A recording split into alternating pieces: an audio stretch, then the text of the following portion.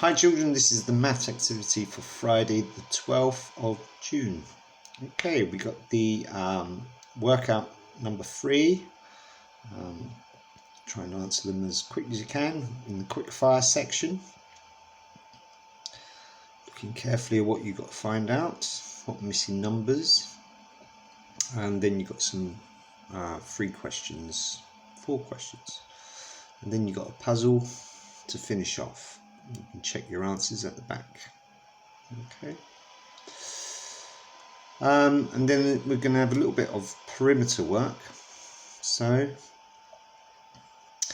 we've got 3 rectangles there. We've got the number of the length and the width, the length and the width, and the length and the width. And what you've got to try to do is to fill in these columns. So for this first rectangle, it says 20 squares length, 5 squares width, which is this one. What would be its area, and what would be its perimeter? Remember, the perimeter is the line going all the way across, so it's like the fencing around the shape. So 20 plus 20 plus 5 plus 5. And you put that in perimeter, and don't get confused with area, which is multiplication, 20 times 5. And that will tell you what the space inside the perimeter is, and that's the area. Okay, so 3 quick ones there. Answers at the back. And for the main maths, we're going to find the area of rectilinear shapes. So we split shape into quadrilaterals, multiply 2 sides to find the shape area, add the totals to find the total area of the whole shape. And then you've got some investigation of perimeter and area, so that you don't get confused by the two. Okay, we've got some extension sheets at the end. We've also got some websites for you to follow. So this one from the BBC Bite Size, there's a little quiz, and then underneath it tells you about calculating the area of compound shapes. A good video there.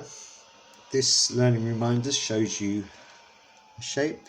So this whole shape we can split into 2 rectangles.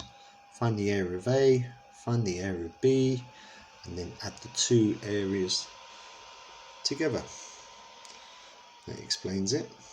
So rectangle A has an area of 3 times 6. So this will be 3 and 6 squares across.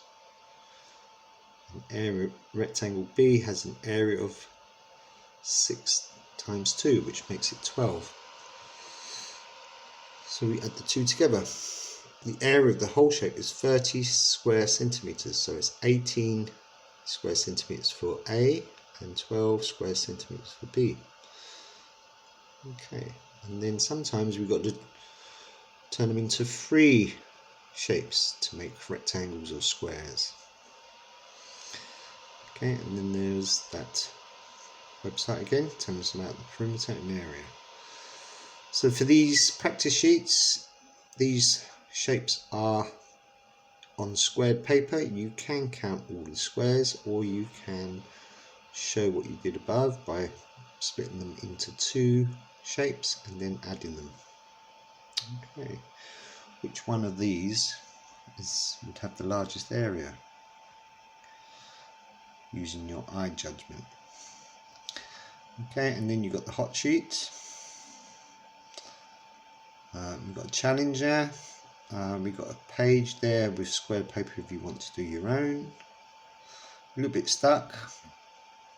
You can follow these instructions. You scroll down.